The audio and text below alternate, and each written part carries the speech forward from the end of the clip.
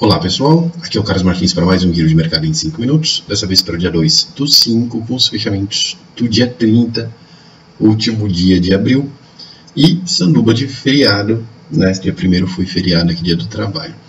E o Bovespa até que se comportou dentro do esperado, tá? A gente estava com receio de ser um dia meio imprevisível. Ele tinha feito aqui um pavio de baixa, né? Devia ficar entre os 86 e os 85 e 530, a gente tinha falado isso, mas podia ser um dia imprevisível por ser uma véspera de feriado, último dia do mês, mas no final não foi. Teve uma correçãozinha de 0,4% dentro da queda esperada depois desse pavio de baixa, tá? E ainda está apontado aí para o topo histórico. O que foi um pouco discrepante no pregão dessa segunda-feira foi o dólar, que a gente vai ver daqui a pouco, né, que está já apontando aí para o 3,53, né, que fechou acima do 3,50 já nessa segunda-feira. Quem está vendo o gráfico do Ibovespa hoje, né, ameaçando aí bater topo histórico de novo, pode achar estranho, porque o governo federal não tem dinheiro nem para pagar contas, estão vendendo até cemitério, né, o governo federal agora vai vender não sei quantos mil terrenos para levantar 9 bilhões de reais para pagar a conta, né? Então, assim, sair de patrimônio para pagar a conta corrente, todo mundo sabe que é o caminho de você quebrar, né, da falência. Então, os estados estão quebrados, o governo federal está indo para um caminho de quebrar, por que então que está o Ibovespa subindo? E a resposta a essa pergunta é simples, né? O Ibovespa ele traduz uma expectativa futura, né, no gráfico presente. Então, hoje o Brasil está muito ruim, uma caquinha generalizada, dá até para perder a esperança, quem vive aqui, mas como a Bovespa nos últimos anos ela fez um trabalho muito forte de expulsar os brasileiros da negociação, né? Se você está ouvindo esse vídeo agora, você é minoria dos poucos que sobraram dentro da negociação da Bolsa no Brasil, a gente entregou a nossa Bolsa para um volume muito forte de estrangeiros, e os estrangeiros veem o Brasil no futuro como um bom investimento, né? Tá tudo muito barato depois da mega recessão que a gente teve. Então eles apostam, enquanto tiver dinheiro apostando, o Ibovespa vai estar subindo, independente da realidade de hoje, tá? Isso é sempre focado no investimento de alguns anos, então esse oba-oba deve durar se não acontecer nada de errado nas eleições, né? Tipo um golpe, oficialmente alguma coisa assim, que tem uma ruptura oficial democrática, não deve ter muita mudança aí no Ibovespa, tá? Do ponto de vista fundamentalista, tá? Então, só para tirar essa dúvida, né, tem gente que está me perguntando por que o Ibovespa sobe se o cenário nacional está tão ruim, é por causa disso, é uma expectativa futura. A gente pode ver uma coisa muito semelhante aqui no Ibovespa Futuro, que está paradinho aqui próximo do topo histórico, também montou um sinalzinho de baixa, também está apontado para os 85.530, tá? Mas ele está acima, assim como o Ibovespa à vista, ele está acima da linha de tendência, essa linha de tendência dos topos aqui, portanto, não tem nenhuma projeção forte de baixa. O que tem aqui é uma projeçãozinha de uma correção de volta para os 85.500 pontos, para ele perder essa projeção, perder essa faixa de negociação, digamos assim, que ele está agora perto do topo histórico, ele teria que voltar a cair até os 82 mil pontos, tá? E de lá, aí sim, uma queda poderia abrir uma tendência de baixa, mas não é o caso que a gente está vendo agora. Já o dólar, né, a gente estava vendo aqui a linha vermelha do suporte do dólar, que se quicasse podia vir até o 3,53, foi isso que ele fez, ele já abriu forte aí no último dia do mês, tá? Aquela volatilidade estranha que a gente estava esperando para o Ibovespa, na verdade aconteceu no dólar, ele deu aí uma subida forte para o 3,51, o que ajudou, no final das contas, o Bitcoin em real a se manter o preço que ele estava, né? Já que o Bitcoin dólar deu uma caída. A gente vai ver o gráfico do Bitcoin no final. O dólar deu essa estirada aqui até 3,51, que era a máxima anterior, tá? Fez uma máxima um pouquinho maior e está apontada para o 3,53. Outra coisa interessante, como a gente tem um Fibonacci aqui nesse 3,50, o fato do dólar bater na projeção de 3,53 abre nova projeção até o 3,70, certo? Então o dólar ele pode se enfiar em uma projeção de alta até o 3,70, o que automaticamente tira a força do topo histórico lá do Ibovespa. Mas isso é uma coisa que a gente vai ver nos próximos dias nos próximos 2, 3 dias a gente tem uma noção exata do que o dólar está fazendo e dá para juntar os pontinhos e desenhar o novo panorama que a gente tem da tríade aí de Bovespa, Bovespa Futuro e dólar futuro. Vou agora dos papéis. A Petrobras deu mais uma subidinha e está apontada para o 23,35, próxima resistência. 22,76 agora vira suporte, com 21,81 como o suporte mais para baixo. Aqui a Vale 3 que continua se sustentando perto dos 49, né? A gente já falou dos R$50, que toda vez que a Vale 5, a finada irmã da Vale 3, chegava nos R$50, o mercado todo vinha abaixo, inclusive ela. Da última vez que a Vale 5 chegou em R$50, a Vale 3 chegou em 49, alguma coisa, tá? Esse topo que a gente viu aqui foi o topo mais alto da história da Vale 3. Então esses 49,15 aqui foi o resultado, foi a cotação mais alta da história da Vale 3. História corrigida, é claro, né? Tirando proventos e tudo mais, ajustando o gráfico passado. Essa cotação aqui de 49,15 foi a mais alta da história. Tá? E quando isso aconteceu, a irmã dela bateu a Vale 5, que não existe mais, né? Tá tudo fundido agora na Vale 3. Quando a Vale 5 chegava a R$50, a última vez que isso aconteceu faz exatamente 10 anos, foi em maio de 2008. Lembra que em maio de 2008 a gente estava recebendo o grau de investimento das agências de risco, estava aquele puto-oba-oba na bolsa, né? E estava antes da crise econômica mundial. A crise econômica mundial lá do subprime aconteceu em 2007. Ficou um tempinho meio que tudo caindo, depois a galera começou a ficar feliz de novo.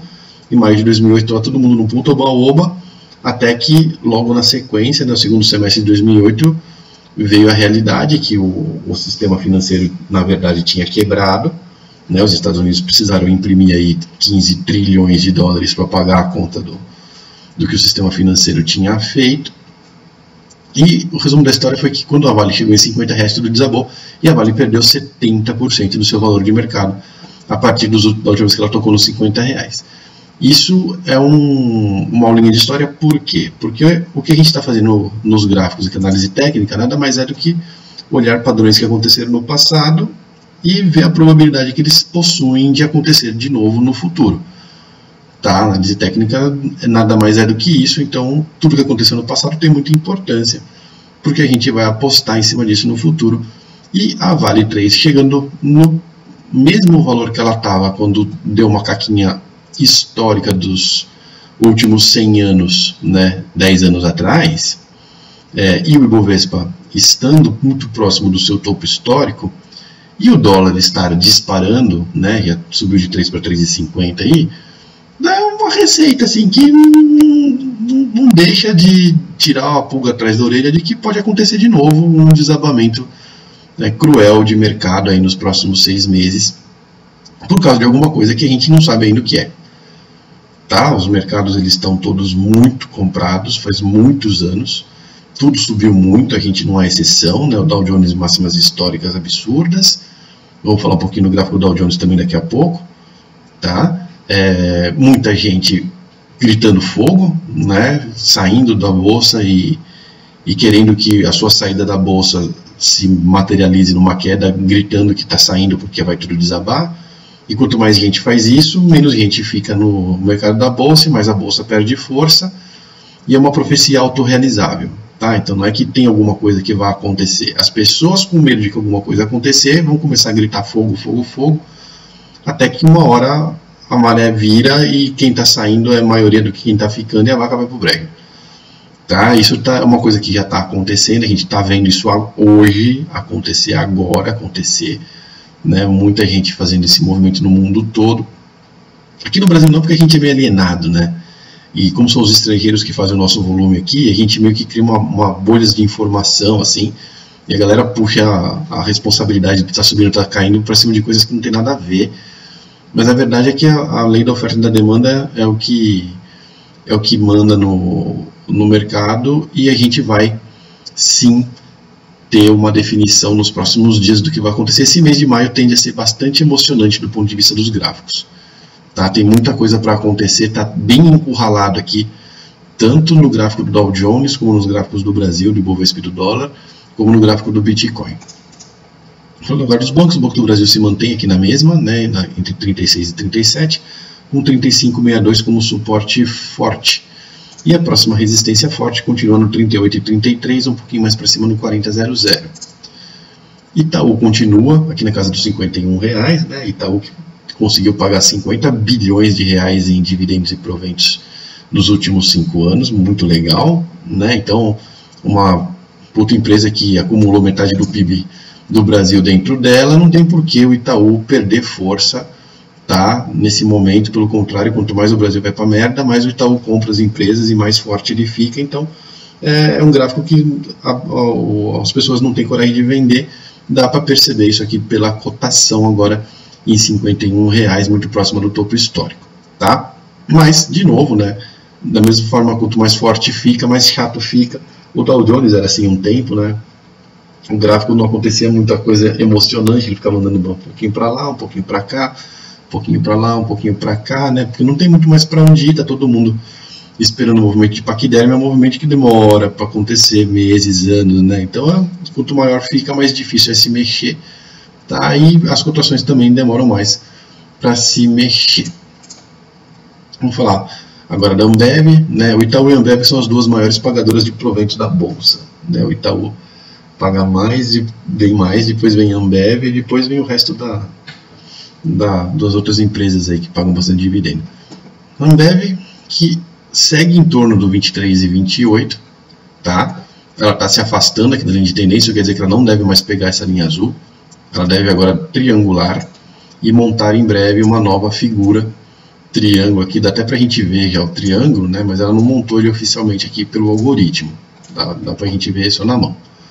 Assim que ela sair para cima ou para baixo, também não saiu, né? E está muito próximo do vértice, então assim que sair dá para a gente ter uma ideia do próximo movimento da Ambev. Isso também deve acontecer agora nesse comecinho de maio, por isso que eu estou falando que maio tende a ser um mês bastante emocionante.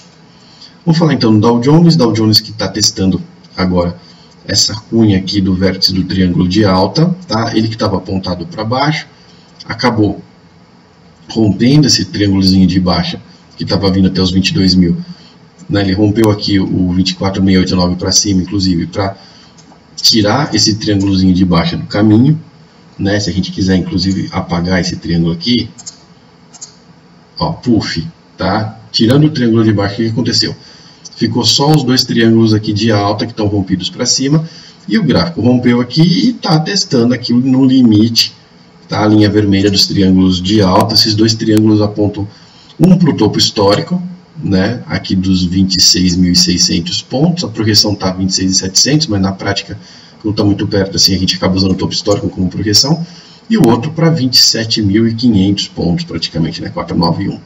Tá? Esses dois gráficos, né? Esses dois triângulos dependem do preço voltar a ficar em breve acima do 24.689. Quanto mais rápido isso acontecer, mais provável é do gráfico realmente chegar nessas duas projeções aqui. Por enquanto, a gente está olhando esse movimento, mais um movimento que vai definir bastante coisa agora no começo de maio. E aqui o gráfico do Bitcoin dólar. Tá? Uma novidade em relação aos últimos dias, a gente tem uma linha teórica aqui do Fibonacci Fan, que está presa pelo topo dos 17.700 dólares e está presa no 23,6% aqui do Fibonacci, que eu já expliquei isso no outro vídeo, que é o 61,8%. Do 61,8, né? Na verdade do 38,2 aqui, mas tanto faz se está para cima ou para baixo, esse número fica 38,2, 61,8, então é o Fibo do Fibo, intrafibo, que está passando exatamente aqui aonde o preço está, tocou no 9.700, tocou de novo no 9.400, como a gente tinha falado aí no último vídeo, voltou um pouquinho, deu um ameaço, né?